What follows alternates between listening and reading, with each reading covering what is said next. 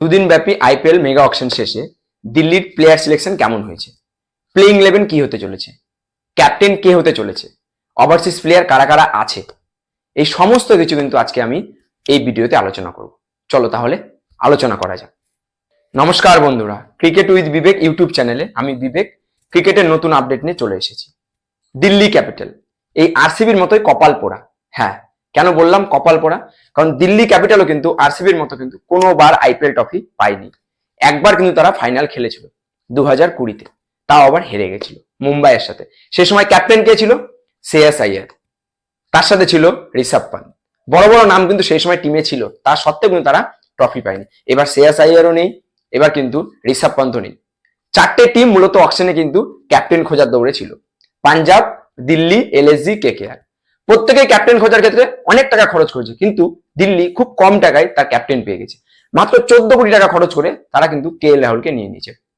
যেখানে পাঞ্জাব 26.75 কোটি খরচ করেছে, যেখানে এলএসজি 27 কোটি খরচ করেছে, সেখানে কিন্তু দিল্লি মাত্র খরচ করেছে 14 কোটি টাকা। হ্যাঁ, তারা কিন্তু অকশনে 19 জন প্লেয়ারকে কিন্তু কিনে নিয়েছে, কারণ তাদের কাছে অলরেডি 4 জন প্লেয়ার ছিল। 4 জন কারা কারা? একজন অক্ষর প্যাটেল, তাকে নিয়েছিল 16.50 কোটিতে রিটেন করেছিল। কুলদীপ যাদব 13.25, স্টাফকে 10 কোটি, ও আমাদের বাংলার ছেলে, আমাদের ঘরের ছেলে অভিষেক পোরেলকে নিয়েছিল 4 কোটি টাকা দিয়ে। তাদের কাছে অলরেডি 4 জন ছিল, তারা 19 জন প্লেয়ারকে কিন্তু কিনেছে অকশনে। সেই 19 জন প্লেয়ারের মধ্যে সবচেয়ে বেশি টাকাতে কিনেছে কাকে? অবশ্যই ক্যাপ্টেন কেএল রাহুলকে 14 কোটি টাকা দিয়ে। এবং তারপরে তারা কিন্তু বলারদের পেছনে ছুটেছে। মিচেল স্টার্ককে কিনেছে তারা 11.75 কোটি। টি নটরাজন, ইন্ডিয়ান একজন ভালো ফাস্ট বোলার, তাকে কিনেছে 10.75 কোটি। ও মুকেশ কুমার 8 কোটি টাকা দিয়ে। অর্থাৎ এই 3 জন ফাস্ট বোলারকে কিন্তু তারা সবচেয়ে বেশি টাকাতে কিনেছে। যদি ব্যাটারের কথা বলি, তাহলে মাকডাককে কিন্তু তারা কত টাকা দিয়ে রিটেন করেছে? আরটিএম কার্ড ইউজ করেছে 9 কোটি টাকা, তারা কিন্তু আরটিএম কার্ড ইউজ করেছে। হ্যারি ব্রুককে তারা কিনে নিয়েছে 6.25 কোটি টাকা। এছাড়াও আশুতোষ শর্মার পেছনে কিন্তু তারা কিন্তু ছুটেছে। আশুতোষ শর্মাকে তারা কিন্তু কিনেছে 3.80 কোটি টাকা দিয়ে, কিন্তু আশুতোষ শর্মাকে তারা কিনে নিয়েছে, কারণ আশুতোষ শর্মা কিন্তু পাঞ্জাবের হয়ে খুব সুন্দর খেলেছিল। তারা কিন্তু 7 জন ওভারসিজ প্লেয়ারকে তারা কিনে নিয়েছে। তার মধ্যে কিন্তু 5 জন কিন্তু ব্যাটার অলরাউন্ডার ও 2 জন কিন্তু ফাস্ট বোলার।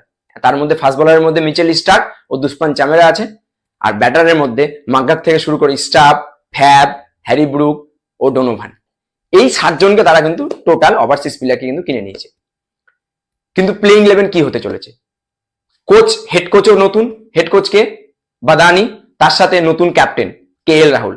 তাহলে প্লেইং 11 কি হতে চলেছে? হেড কোচের কি ভাবনা, কি থিঙ্ক ট্যাঙ্ক? হেড কোচ তো বলেছে যে কেএল রাহুল ও মিচেল স্টার্ককে নেওয়াটা দিল্লির ক্ষেত্রে খুব সৌভাগ্যজনক, কারণ দিল্লির ক্ষেত্রে কেএল রাহুল এবং মিচেল স্টার্ক কিন্তু কনসিস্টেন্সি আছে তাদের ব্যাটে এবং বলে।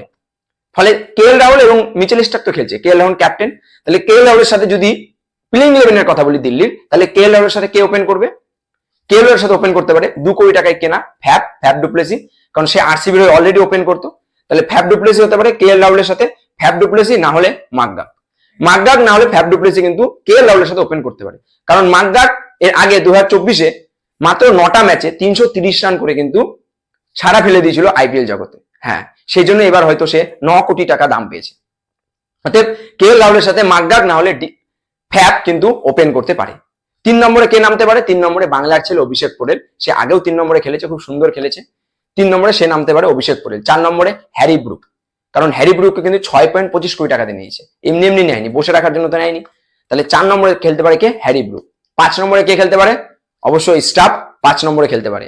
6 নম্বরে কে খেলতে পারে? 6 নম্বরে খেলতে পারে অক্ষর প্যাটেল, মিস্ট্রি স্পিনার এবং অলরাউন্ডার। সে ভালো অলরাউন্ডার, সে ভালো ব্যাট করে, লেফটি ব্যাটে। তার সাথে নামতে পারে কে? 7 নম্বরে আশুতোষ শর্মা। 8 নম্বরে মিচেল স্টার্ক। মিচেল স্টার্ক কিন্তু আমরা অ্যাজ এ বলার হিসাবে দেখি, কিন্তু মিচেল স্টার্ক কিন্তু বলার নয়। মিচেল স্টার্ক কিন্তু অলরাউন্ডার হিসাবে আমরা কিন্তু দেখতে পারি। কেন অলরাউন্ডার হিসাবে দেখতে পারি?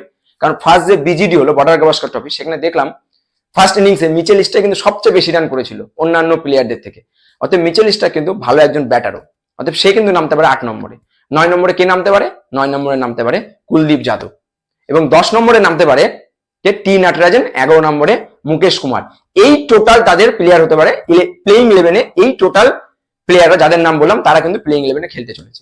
তাহলে এই যে প্লেইং 11, এই প্লেইং 11 কি এবারে 2025-এ দিল্লি কি ফাইনালে উঠবে, সেমিফাইনাল খেলবে, কাপ কি নিবে, সেটাই দেখার বিষয়। নতুন কোচ, নতুন ক্যাপ্টেন, নতুন টিম, প্রায় বেশিরভাগকে ছেড়ে দিয়েছে। ওয়ার্নারকে তারা ছেড়ে দিয়েছিল, পৃথ্বী শকে তারা ছেড়ে দিয়েছে, দুজনাই আনসোল্ড। পৃথ্বী শ আনসোল্ড, ওয়ার্নারও আনসোল্ড। এবার কিন্তু দিল্লির নতুন টিম। প্লেইং ইলেভেনের কথা বলি, সেক্ষেত্রে প্লেইং ইলেভেনও কিন্তু দিল্লির খারাপ নেই। হ্যাঁ, এক্সপিরিয়েন্সের মিডল অর্ডার এক্সপিরিয়েন্সের অভাব আছে, কিন্তু টপ অর্ডার বলো বা বোলিং দিক থেকে বলো, পেসারের দিক থেকে বলো, তারা কিন্তু খুব ভালো। এবং স্পিনার অবশ্যই দুজন মিষ্টি স্পিনার, একদিকে কুলদীপ যাদব ও অন্যদিকে অক্ষর প্যাটেল। স্টাফও ভালো স্পিনার বল করে।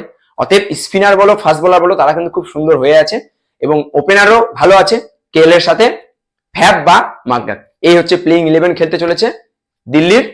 দেখার বিষয় এটাই যে তারা কাপ জিততে পারে কি পারে। যদি ভিডিও ভালো লাগে তাহলে ভিডিও অবশ্যই লাইক, শেয়ার, সাবস্ক্রাইব করবে ও বেল আইকনটা প্রেস করবে।